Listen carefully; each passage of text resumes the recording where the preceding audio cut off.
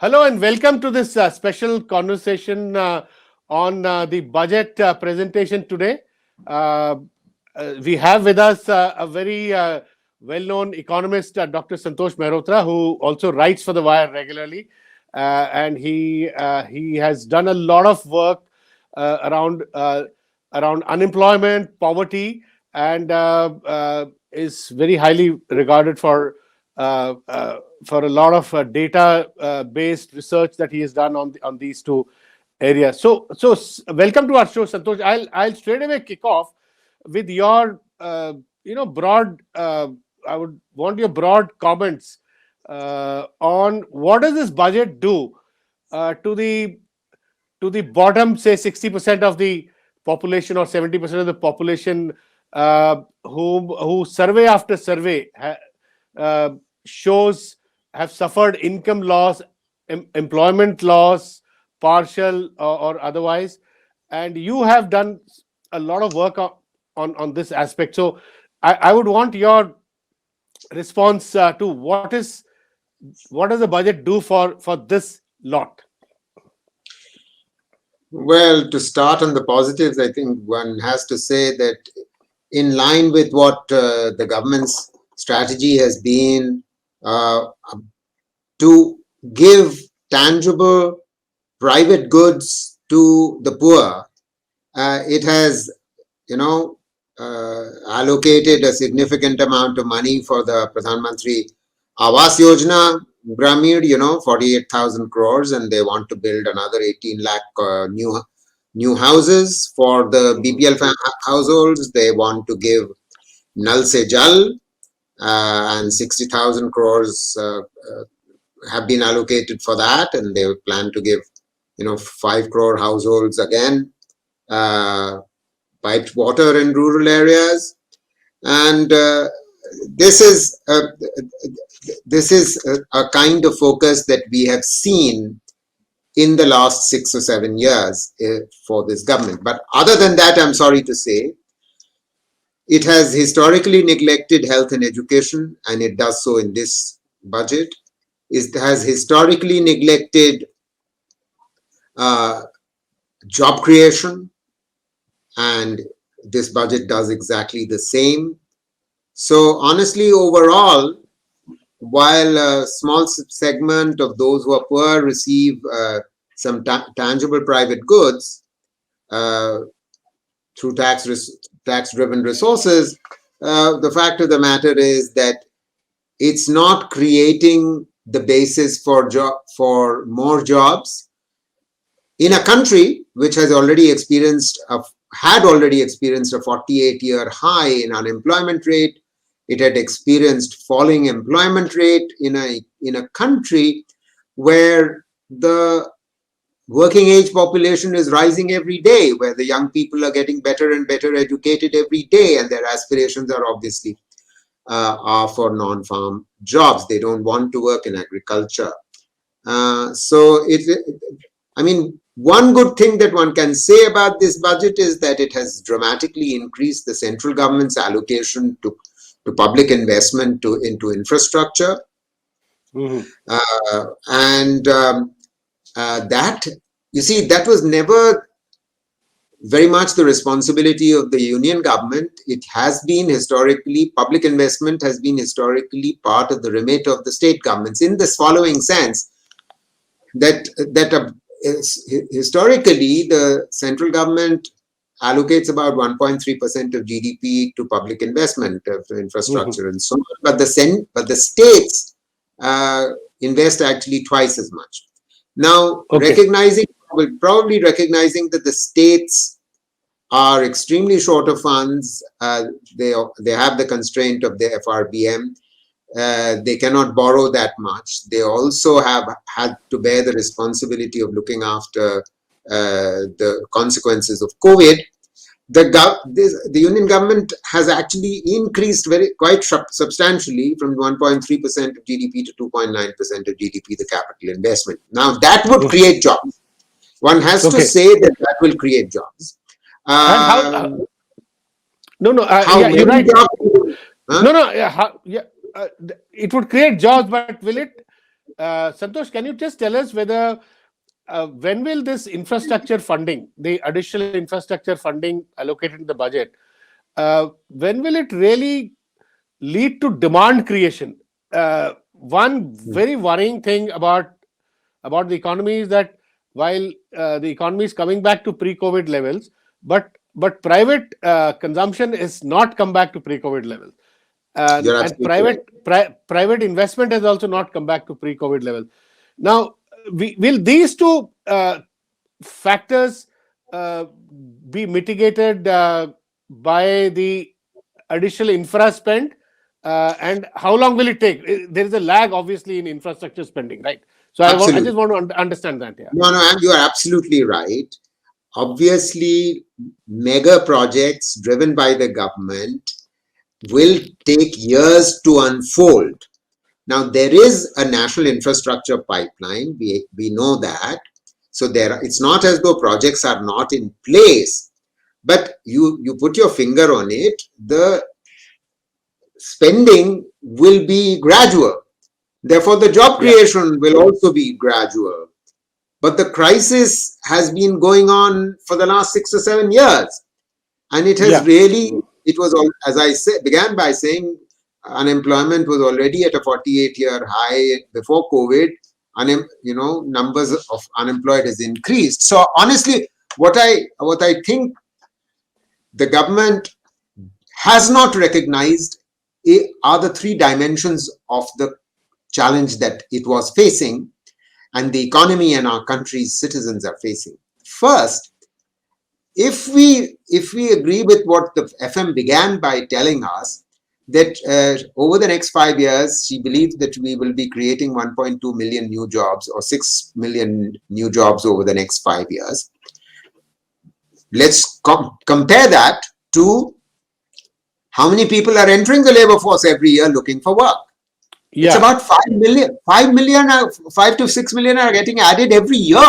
Young Yeah. people who are better educated and who are looking for work, and they are not necessarily those who will look for unskilled or semi-skilled work in construction. They may find, middle management jobs in the unorganized construction sector or even the organized sector. But you can look at the scale of, that's only the first dimension of the problem. The second Yeah. dimension of the problem is that there were already 30 million people unemployed in 2019, to which Yeah. another 10 million have been added over the pandemic. Regular jobs have fallen, and regular jobs is what these better educated young people would want. So, Yeah. in addition to the young people joining the labor force, you have the stock of unemployed. Thirdly, let's just remember that thanks to the way the national lockdown was imposed in 2020, millions of people went back to agriculture. Reverse Yeah. migration took place on an unprecedented scale in the history of the country, of kind of Sure. migration that Yeah. had been experienced, only comparable migration or perhaps even less was experienced during the partition. So in Yeah. other words, Yeah. the first time in 74 years, we've seen this happening. And please remember that for 15 years, from 2004 to 2019, the absolute number of workers in agriculture was falling because jobs were being generated in the non-farm sector in the cities, Yeah. and True. which had tightened the labor market in rural areas. That therefore, rural wages had increased. Both So I know. so So you're saying now all that is got reversed, right? Somewhat. reverse, Those. reverse. Yeah. And Yeah. there's distress, there's increasing rural distress, which Hmm. is partly reflected in the farmers' agitation across the entire Hindi belt, because it is the Yeah. entire Hindi belt, Odisha, West Bengal, which are the source states for migrants, and they all Yeah. returned. Can you believe it? True. Between 19 and 20, the number of workers in agriculture increased in one fell swoop by 32 million. Santosh, can That's a I want to. catastrophe. Yeah. Santosh, I want to come in here a bit to, you've done so much work on unemployment stroke employment. Uh, Now tell me, if you take Narendra Modi's 7.5, 8 years in power. Now there's just 2 more years left for the general elections, 2024. So in his 10 years, Santosh, we have seen stagnation in private investment.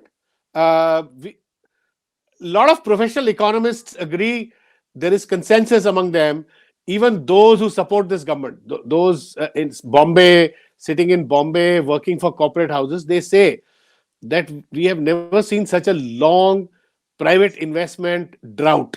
8 years now, maybe 8 9 years. Have you ever seen such a long phase of combination of private investment uh, drought, no growth in private investment, combined with uh, such high not only unemployment but people falling out of the labor force? In India, in the last 8 years, what we have seen is a big increase in people, in labor force a big decrease in labor force participation, and an increase in people not looking for jobs. It seems in India about 60% of the people are not looking for jobs at the moment, and UP, Bihar, this probably would be 65%. People not looking for jobs. That means only about 35 to 40% of the employable force is actually in the labor market. Now, in comparable developing economies like Indonesia, China, Korea, even Bangladesh, uh, the labor force, labor participation ratio is 60% plus. That means only about 35 to 40% of the people are outside of the labor force for various reasons. They may be retraining themselves or whatever. How do you how do you see this problem? And you've seen many budgets in the past, and now effectively there's only one budget left for Mr. Modi, the next year's budget, because the in 2024 it will be a vote on account, right? So so so how do you see budget either addressing this, trying to address this, not being able to address? What is the real issue? Venu, I don't even expect too much out of budgets. Hmm. Honestly, what we need is policy, and unfortunately, this government, we need an employment policy. And an employment policy has to be go along with a manufacturing strategy, or you can call it, like it's traditionally called an industrial policy, because this So government has in the not come up with an industrial policy. Okay, so you're saying, yeah, you've been So saying industrial policy and an employment policy. You have they to need link the to two, right? That's right. Mm. They need to come together, because in the absence of a industrial policy, there's not much point in having an employment policy. Here, But to first, Santosh, can I just I want to just ask a supplementary question. Then you can give your explanation. Why why isn't the government? This government has spoken about this big national infrastructure pipeline. They've increased capital investment allocation from 5.5 lakh crore to 7.5 lakh crores in this budget, today's budget. They are talking about spending 20 lakh crore a year on infrastructure uh, uh, building, and and for the next 5 years. This they announced 2019-20. Why aren't they linking this to employment? If they have a policy on infrastructure, why can't they tell us that these spending 20 lakh crore a year in infrastructure will produce so many jobs? Have you heard anything of this kind so far? you're absolutely right. I haven't heard anything at all. No attempt to even estimate what the employment elasticity of this investment is going to be. Yeah. One would have expected that they would have at least attempted to estimate this and try and throw this in the face of all of us who actually keep making this point. But I have a Yeah. feeling, that uh, that their whole objective is to actually muffle criticism about employment by saying, look, um, we have given so many lakh crores of mudra loans, so we've generated self-employment. How can employment not be being generated? It is just the problem with data not capturing this. This is one narrative that they have built. Second Yeah. narrative that they have repeatedly tried to build is that, look at the increase in the EPFO registration numbers. Unfortunately, the EPFO registration numbers do not give you net employment increase. All it does tell you is that some formalization of some workers who were erstwhile contract workers is taking place. So the fact of the matter is that if they were to if the government was to take on data in respect of employment, their own data, the challenge is going to become clear to everyone. Today, only you and I recognize the challenge, and the young people recognize the challenge. But the Sure. you see, young people can only show their anger in the vote, and Yeah. one assumes that it will happen. I have a feeling this is the reason why they've tried to sort of skirt around the subject. But let me come back to your substantive question. That the only way that we will actually generate employment at a much faster rate than we've done so far is by a panoply of action which would constitute a coherent industrial policy. Let me give you Yeah. some examples of this, and I will keep coming back to the budget. I'm going to not make a general spiel about industrial policy, but I keep coming back to the budget.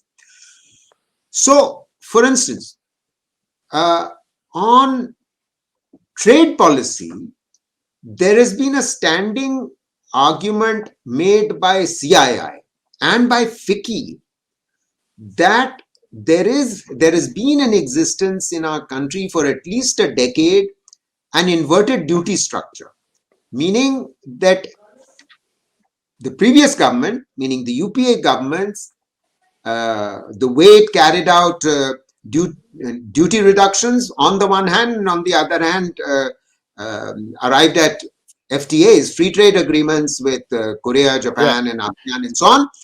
It led to a customs duty structure which had a lower import duty, a lower tariff on finished goods, and a higher tariff on intermediates or raw materials for which could be used for domestic production.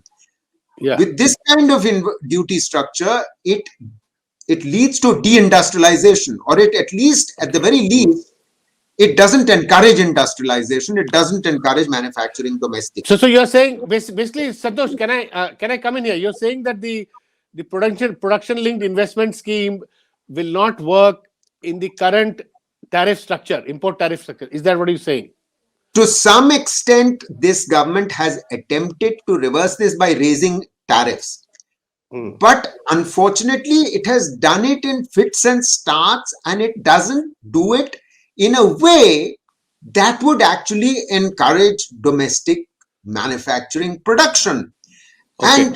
And what the PLI is one effort, but the way the PLI is designed, it harks back to pre 1991 industrial policy, giving a lot of Okay.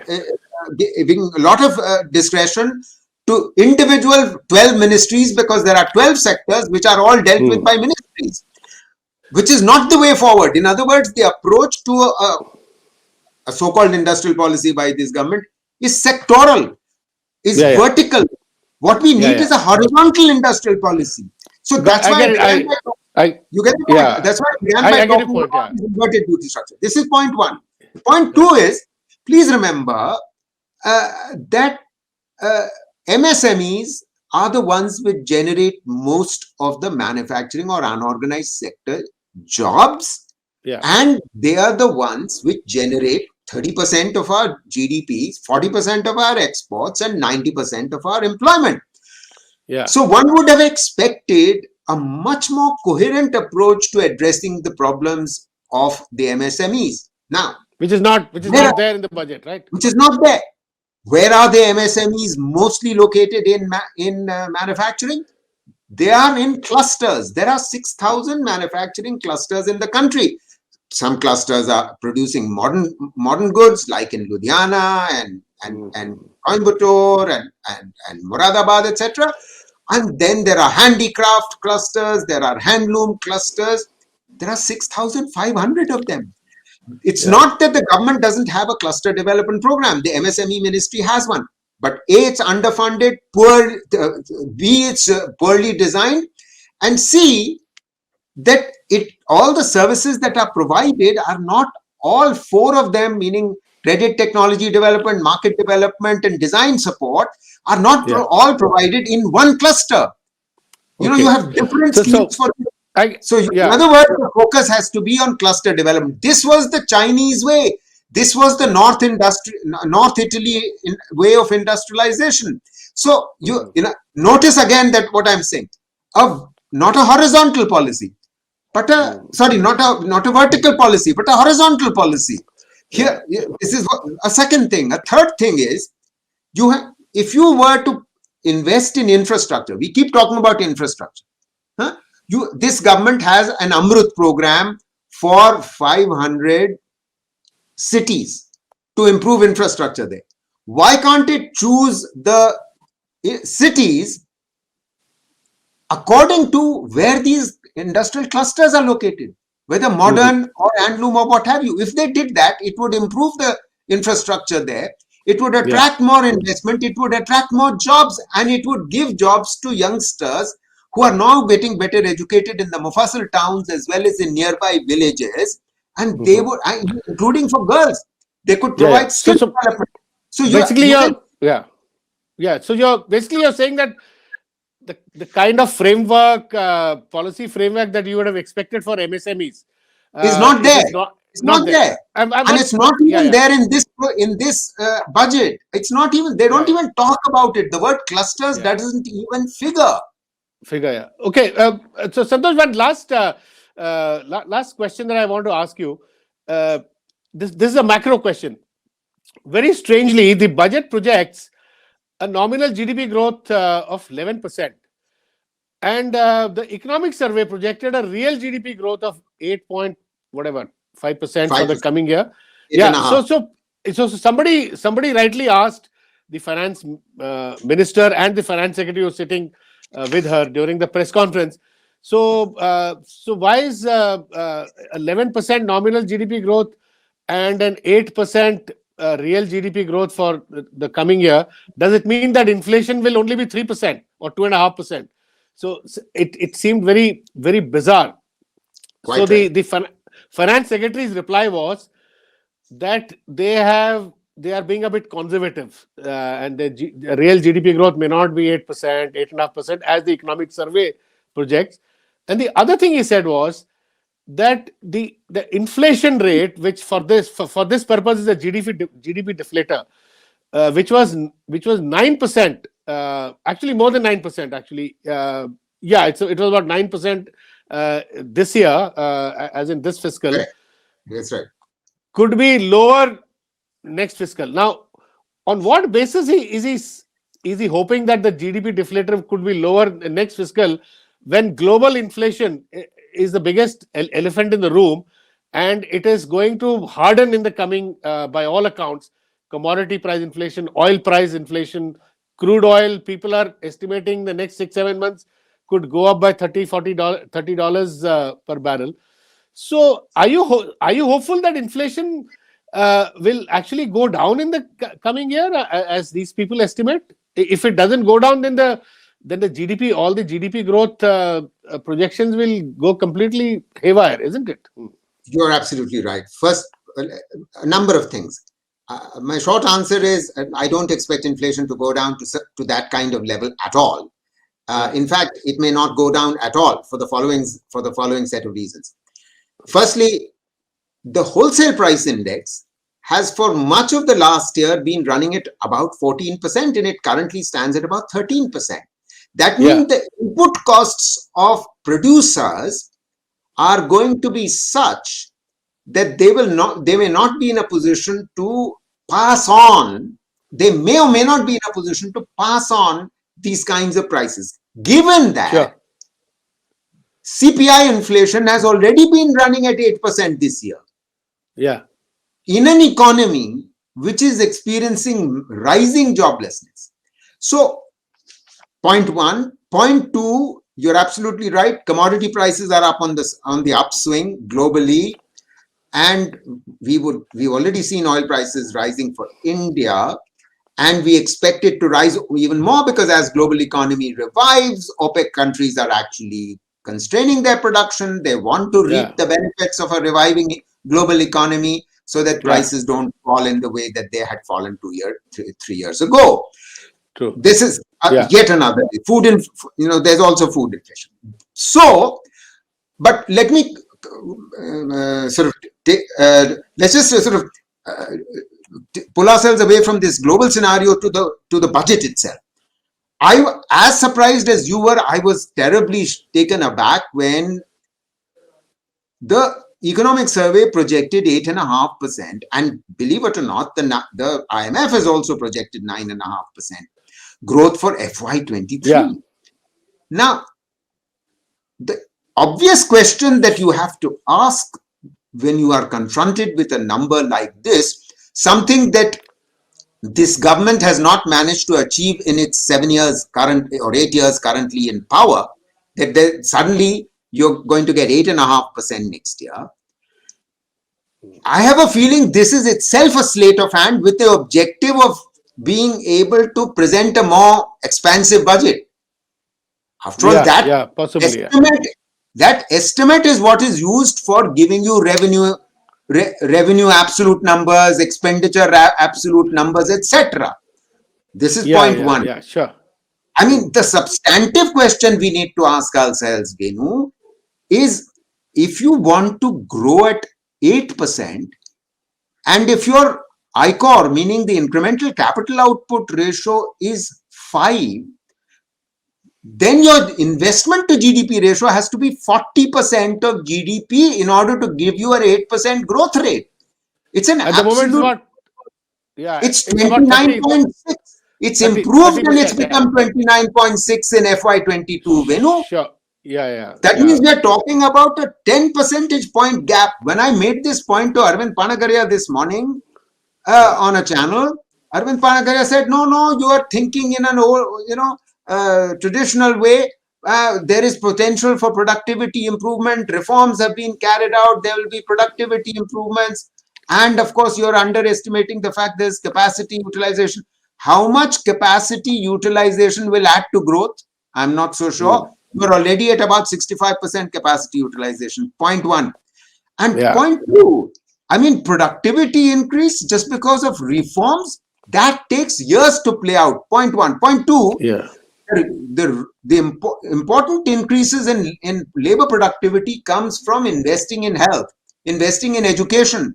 And Venu, Sure. this budget has actually reduced the health expenditure in a pandemic year Yeah. by Yeah. in Yeah. real terms by about 5 to 10%. Just Yeah. as That's, in last year's budget, the health expenditure had not increased other than for COVID vaccines.